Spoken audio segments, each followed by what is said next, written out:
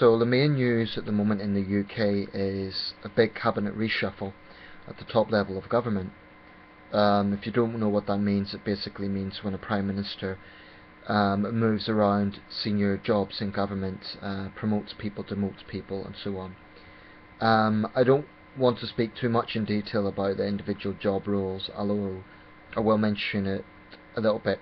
William Hague is now, I believe, leader of the House of Commons from Foreign Secretary, which would look like a demotion, but the man himself seems quite upbeat about it. Michael Gove is also a big story. The controversial Education Secretary has been moved to Chief Whip. It's been called a demotion, but he himself looks somewhat bitter about it, saying that he was sure there would be some people who would be toasting glasses, and he said, use the word wrenching, that's how he felt about it. But Chief Whip is also a pretty powerful position. That is the person who basically, if you don't know, keeps members in line, so to speak, and gets them to vote the way the party wants. Which is, personally, I think the role of Chief Whip is slightly questionable in this day and age. But anyway, the new Foreign Secretary who has replaced Hague is Philip Hammond, the former Defence Minister. But one of the main sort of outlooks of this is the role of women. Cameron has doubled the number of women in his cabinet from 3 to 6, but that's still a minority of the 23 cabinet positions. So 6 out of 23 isn't very much. That means the majority of positions are still men. Labour, of course, has been on the attack and pointed that out. And there's some Tories that are saying it's just tokenism. So I want to speak a little bit about this, and also about some of the double standards in this country when it comes to sexism. So I think it is fair to say that there clearly needs to be more women in government and in Parliament. That's just a fact. There is still not an equilibrium. Now, I would never expect an absolute 50-50 situation, and I think that is the wrong sort of way to look at it. But it should be at least a bit more equal. I always believe that merit matters more than gender, so if I was Prime Minister, I would be looking at the top people for the jobs, and if there is top women out there, I would be promoting them. The most powerful woman in Britain, Theresa May, is the Home Secretary. She hasn't changed her job, and I think actually she's quite a good Home Secretary, so I'm pleased that she's stayed in the job. There have been 3 cabinet ministers. Owen Paterson is one of them, but I forget the other 2, who have been demoted because they're middle-aged men, so they don't look good. You know, being a politician is the one job where the entire nation watches your fate. So it's a pretty tough job from that point of view. Yeah, so I believe that there should be more women in government. Okay? Clearly there's not a balance there. It's not even close to a balance. There needs to be more women. Now, the reasons that there aren't, I don't think you could just say, oh, the Prime Minister's sexist. I think there's other reasons. It may be that the Tories still have a problem appealing to women, although I'm not sure about that. I think there's plenty of Tory women out there. Maybe it's part of the selection process of candidates. Maybe women simply aren't putting their names forward as potential candidates. So the idea it must be because of sexism, I think, is misguided. I'm not saying for a fact that isn't the case, but I think part of the problem is actually getting women to be prospective candidates, to want to put their names forward. It may well be. I saw a report recently saying that the yobbish atmosphere of the Commons, i.e. the shouting matches, which the speaker, Burko, I forget what's his first name. Sorry, I'm speaking off the top of my head here.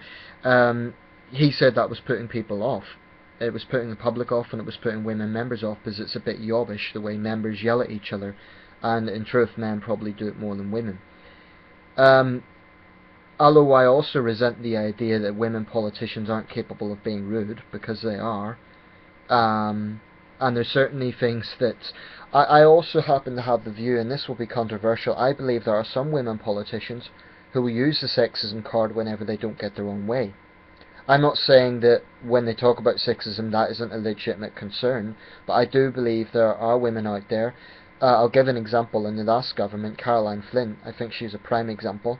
Um, I mean, that's, I don't know. I'm not there, but that's my instinct. I think there are people out there who will use, just like there are some people from minority backgrounds who will use racism as an excuse because when they don't get their own way. I'm not talking about everyone. I'm not saying that the problems of racism and sexism don't exist. Obviously they do. But there are people out there who are very manipulative and will use those things as a cover whenever they don't get their own way. They'll just say, oh, it's because I'm a woman. It's because I'm black or whatever. It's because I'm gay. I'm not for a second trivialising the problems that do exist. I'm just saying there are people, I think, who would do that. Now, on this focus on women in government, there's something that I find quite striking, and it really pisses me off. If you look at a lot of the issues in this country that really impact people involving human suffering, many of those situations, the people impacted are actually majority men. One example is homelessness. Now, according to Shelter, which is a homeless charity, and I'm reading this directly from, sorry, not Shelter, Crisis. I'm reading this directly from their website. Whilst homelessness for both men and women is often caused by a combination of events, the triggers and experiences of women's homelessness tend to be of a distinct nature. In a single homeless population, women are in the minority. In England, women make up 26% of clients of homeless services. So that suggests strongly that the majority of homeless people are men. And you just look at it, if you go into any homeless shelter, you'll see that there's far more men there than women. Now, I think homelessness is a terrible thing, and homelessness for anyone is awful. And it is true to say that women victims of homelessness suffer from things that the male victims maybe, things like sexual abuse and so on. But the point is, being homeless is a dismal situation for anyone, and at the moment it is obvious that more men are impacted. So why is this not a major issue? Why do we not hear the Labour Party being outraged about that? The fact that, why do you not hear the so-called equality minister or the equality representative for Labour saying this is a real issue that impacts men, we need to deal with it? The simple reality is male suffering is deemed to be less important because men can handle themselves. I really do believe there is that interpretation, and I believe it is very dangerous. Look at other areas. Look at the number of prison inmates. Again, the vast majority are men. Now, I'm not saying that people don't deserve to be in prison. If they've committed a crime, they should face the consequences. But clearly, there is something that puts men in a situation where they are committing crime more than women. So that is an issue that impacts men. There's apparently more suicides carried out by men. Now, that's an area that is, I'm not going to use that as the number one sort of issue, because obviously women commit suicide as well. It's something that affects both genders. But there is a slightly higher ratio of men that actually go through with it. So there must be something in that. Women live longer. In fact, a woman in West London lives a full 10 years, at least a full 10 years longer than a man in some parts of Glasgow. Look at the family court system. Again, men are the underdogs. So there's a whole range of areas that clearly impact men. But you cannot even talk about this without being accused of being an aggressive men's rights activist or a sexist or anything else that feminists will use to vilify you. I mean, if anyone dared raise these issues at a Labour Party conference, they would be shouted down, and I think that is an utter disgrace. Because what Labour's feminists do, and I'm specifically saying Labour here because it is the Labour Party that is mostly guilty of this, what they do is they shout down anyone who would dare raise these issues, and I think that is a disgrace. You just cannot talk about being about equality if you're actively ignoring the suffering or the blatant discrimination against one gender. Now, people will hit back and say, oh, look at all the issues that impact women. But the point is, I don't deny those issues. I recognise those issues. For example, it is terrible that many female victims of rape don't get justice. I think that's a disgrace. There's a whole range of other areas that uniquely impact women. But as someone who genuinely believes in equality, I believe the issues of both genders need to be raised. And in Britain today, it seems to be only women's issues that matter. But if there's any bitterness in my tone, it is because it frustrates me. I just think it's incredibly hypocritical to present this picture, as the Labour Party likes to do, that men are all privileged princes and that women are downtrodden victims. It's just a caricature of... And actually all it does is divide men and women as far as I'm concerned. I love women, and I will always speak up for women's rights. But I'm not going to ignore, as a man, I'm not going to ignore the rights and the issues impacting my fellow men. So I just hate the double standards of it. So when the media devotes so much time to the issue that, well, the government happens to be majority men, why, okay, report that, but why not also have a report about male homelessness? This is the sort of thing that really bugs me, because it's deemed as less important. Because the BBC and many other institutions, I believe, I've argued this before, I believe the feminist movement is extremely powerful in this country. They would deny that. But I think if you look at how they have a big grip, actually, in large segments of the media, in large segments of how, in the government as well, because, yes, the majority of jobs may be held by men, but look at, for example, why is there a women's minister instead of not just an equality minister?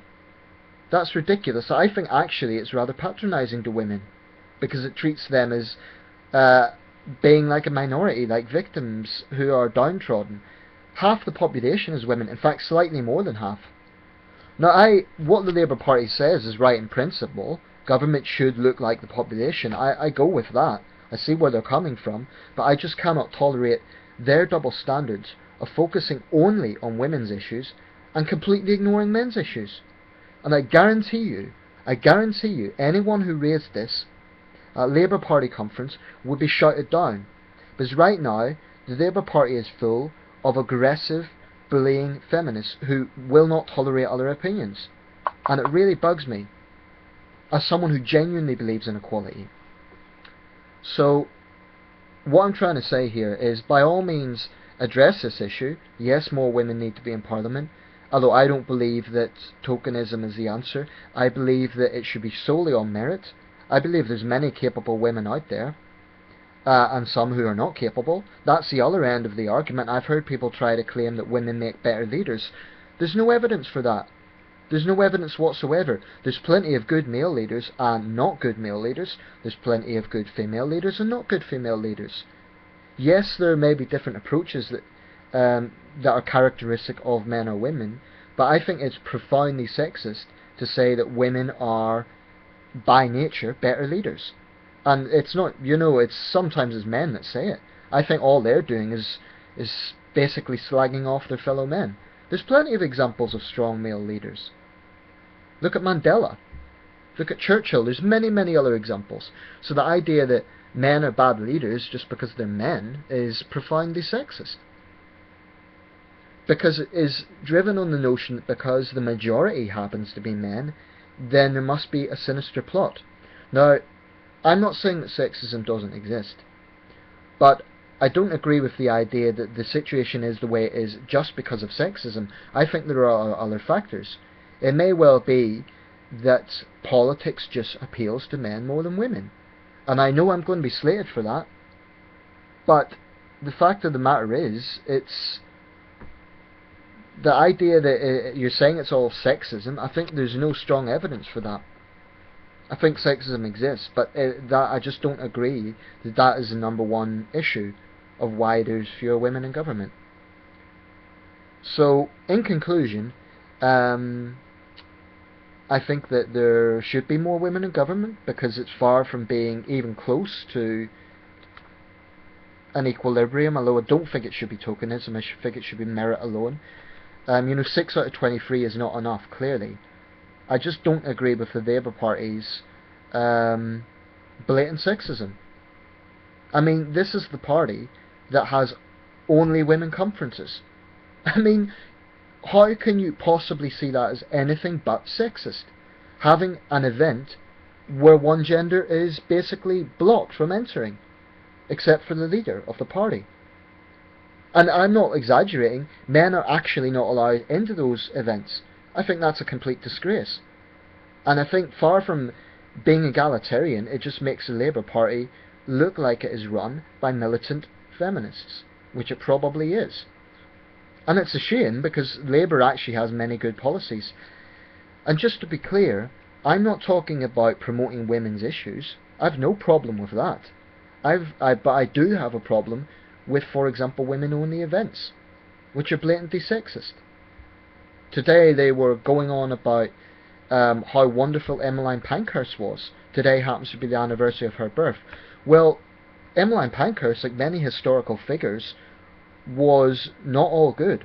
This is the woman who enthusiastically supported propaganda in World War I, which directly drove many young men to their deaths.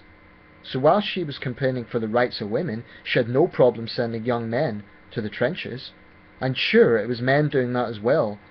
But, let's just remember that Emmeline Pankhurst, for all the talk of her being a great leader, she indirectly had a lot of blood on her hands. Because she was part of the campaign that shamed young men to go to the front. That's a fact. I'm sorry, feminists, but it's just a fact. And to be fair, there were feminists who also opposed the war, who could see that their brothers and fathers were being killed, and to their credit, they did voice opinion against that. So I'm being objective, I can see that. But I just think a lot of this debate is misguided, and I just think it's incredibly misleading to suggest that all men are princes of privilege and all women are downtrodden. I think that's a massive distortion.